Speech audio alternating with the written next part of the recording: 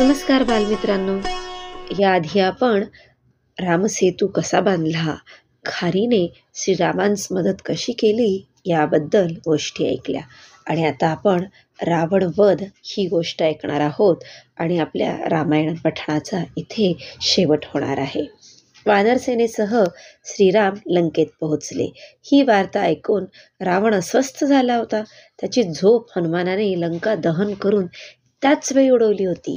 तेव्हापासून तो श्रीरामांच्या धास्तीने आंतरिक गडबडला होता. परंतु वरकरणी मात्र तो भलतीच ऐट मारत होता. रामसेना आल्याचे कळताच त्याने आपला दरबार भरवला. महापार्श्व, सेनापती प्रहस्त, बंधू विभीषण, कुंभकर्ण, पुत्र इंद्रजित, शिवाय त्रिशीर, कुंभ, निकुंभ इत्यादी राक्षसवीर सगळे उपस्थित झाले. रावण गर्वाने म्हणाला, माणसाची पोरटी राम, लक्ष्मण आणि हे वानर आपल्याशी लढायला येत आहेत. राक्षस राज ती काय लढणार?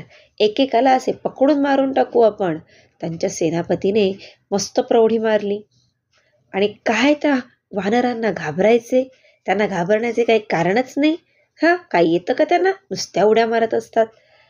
हे सगळं ऐकून रावण मात्र शांत बसला होता. रावणाची स्तुती हे सर्वजण करत होते आणि राम आणि लक्ष्मणाला कमी लेखत होते. हा प्रकार विभीषणाला मात्र आवडला नव्हता. तो रावणाचा भाऊ होता. तो सत्प्रवृत्ती, सद्विचारी आणि सुसंस्कृत होता. तो म्हणाला, श्रीरामांचे शौर्य आणि पराक्रम तुम्हास ठाऊक नाही, म्हणून तुमच्या या पोकळ बाता चाललेल्या आहेत. श्रीराम महाप्रतापी आहेत. शिवाय सत्यासाठी, न्यायासाठी, धर्मासाठी ते लढतायत. रावणा, अरे तू परस्त्री पळवून आणलीस, हा अधर्म केलास आणि पुन्हा लढायची सिद्धता करतोस. कसा काय तुला विजय मिळणार? जिथे न्याय, सत्य, धर्म असतो तिथेच विजयश्री नांदत असते. म्हणून सांगतो, अशा वल्गना करू नकोस, खोटी प्रतिष्ठा मिरवू नकोस, नाहीतर तुला जिवंत राहणेही कठीण आहे. जीव वाचवायचा असेल तर त्या मोठ्या सती साध्वी सीतामाई यांना श्रीरामांकडे आपणहून पोहोचते कर. या विनाशाचे कारणच बंद कर. रावण मात्र भलताच संतापला. तो त्याला ओरडला, तू त्यांची काय तरफदारी करतो? मला कसला धर्म अधर्माच्या गोष्टी सांगतोस? विभीषणाने शांतपणे सांगितले, रावणराज, हे जरी अप्रिय आणि कटू असले तरी सत्य आहे. तुमचा हा अधर्माचा, असत्याचा, अन्यायाचा पक्ष मी त्याग करतो आणि श्रीरामांच्या शरणी जातो. त्यानंतर तो श्रीरामांकडे निघाला आणि त्यांच्या शरणी गेला. त्यांना बोलला, आपली धर्मशीलता थोर आहे. माझा बंधू अधर्माने वागत आहे. मी त्याचा त्याग करून आलो आहे. सुग्रीवादी मंडळींना हे रावणाचे कपट आहे अशी शंका आली. पण हनुमानाने त्याला बघताच ओळखले आणि म्हणाले, हा तर विभीषण. याच्याच भाषणामुळे मी रावणाच्या दरबारात वाचलो. दूताला ठार मारणे हा राजधर्म नव्हे हे यांनीच तेव्हा सांगितले. श्रीरामांनी विभीषणाच्या या प्रांजळपणाची खात्री घेतली आणि त्यांनी त्याला सन्मानाने आपल्या सोबत घेतले. युद्धाची तयारी दोन्ही पक्षांकडून सुरू होती. रावणाने आपले रथी, महारथी सज्ज केले. श्रीरामांनीही आपल्या वानरसेनेचा व्यूह व्यवस्थितपणे रचला. तयारी सर्व झाली. श्रीरामांनी राजनीतीला अनुसरून अखेरचा समझोत्याचा प्रयत्न करायचा व शक्यतो युद्ध टाळायचे या अंगाने प्रयत्न केले. अंगद तडक रावणाच्या पुढ्यात आपल्या शेपटीनेच उच्चासन बनवून बसला. रावणाने क्रोधित होऊन विचारले, कोण आहेस तू? रावणा, ज्याने तुझा पराभव करून तुला पळताभोई थोडी केली होती, त्या वीर वालीचा मी पुत्र अंगद. कशासाठी आला आहेस इथे? रावणाने विचारले. शिष्टाई करण्यासाठी. कसली शिष्टाई? युद्धाला तोंड देण्यापूर्वी 4 शब्द तुझ्या हिताचे सांगावेत आणि हे युद्ध टाळावे, ही शिष्टाई. तुझा बंधू विभीषण याने तुला सारे सांगितलेच असेल, तेव्हा अविचारीपणा करू नकोस, विवेकीपणाने वाग. त्याने त्याला हकलून दिले आणि सांगितले, सांग रामांस, माझ्यासोबत रणांगणावरच भेटा. रावणा, विनाशकालीन विपरीत बुद्धी. अंगद तिथून निघून गेला. तो तडक श्रीरामांकडे आला. त्यानं सगळी हकीकत सांगितली. श्रीरामाने धनुष्य उचलले आणि सारे आनंदमुख झाले. रावणाने इंद्रजिताला राक्षस सेनेचे सेनापतिपद दिले. युद्धाला तोंड लागले. दोन्ही पक्षांकडील वीर प्राणपणाने लढू लागले. वानर सेनेने हलकल्लोळ मांडला. अनेक राक्षस मृत्युमुखी पडले. इंद्रजिताने मग आपले अस्त्र बाहेर काढले. त्याला गुप्त होण्याची विद्या अवगत होती, त्यामुळे तो अदृश्य होऊन शरवृष्टी करू लागला.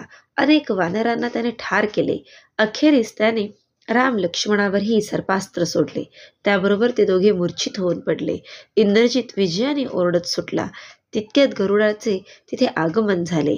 गरुड म्हणजे विष्णूचा वाहक, सर्पांचा कर्दनकाळ. गरुडाला पाहताच राम लक्ष्मण यांना जखडून ठेवलेल्या सर्पांनी पळ काढला. सर्पशस्त्राला अशा प्रकारे उतारा मिळाला.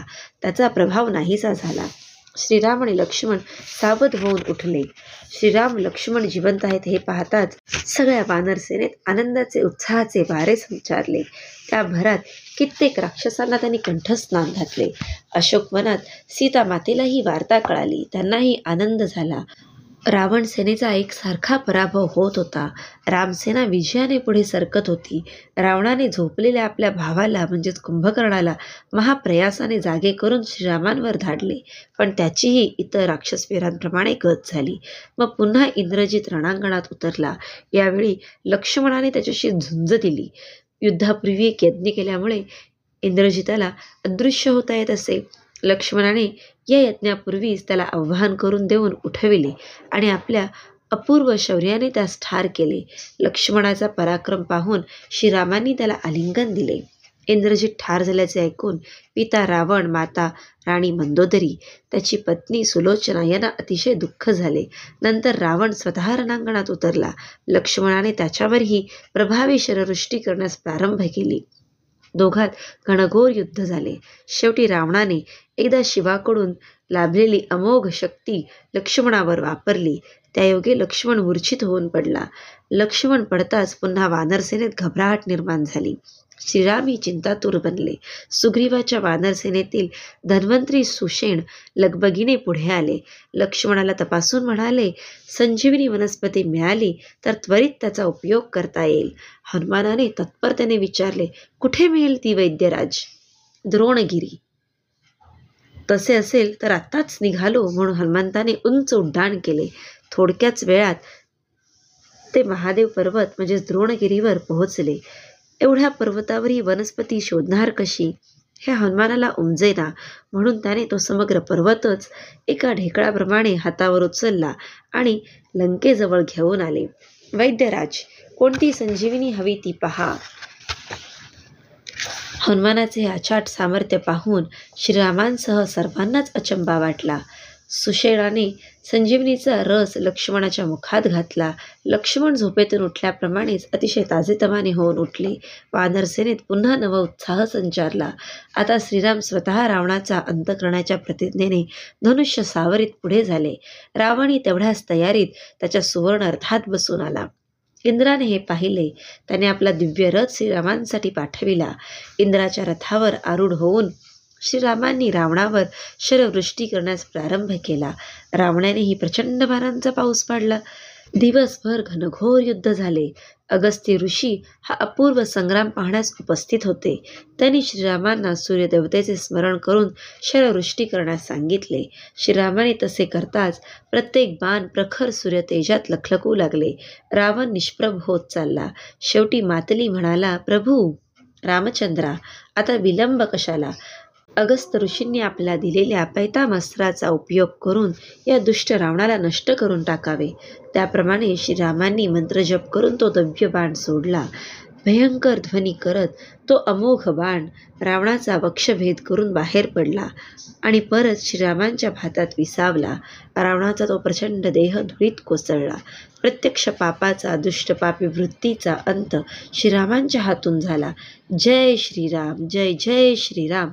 आकाशातून देवदेविकांनी श्रीरामांचा जय जयकार करून त्यांच्यावर पुष्पवृष्टी केली आणि असा या रावणाचा अंत झाला. रावण अंताचा हा भाग आपल्याला आवडला असेल तर लिटल स्टारला निश्चितच लाईक करा, शेअर करा आणि जास्तीत जास्त लोकांपर्यंत पोहोचवण्यासाठी सबस्क्राईब देखील करा. Thank you very much.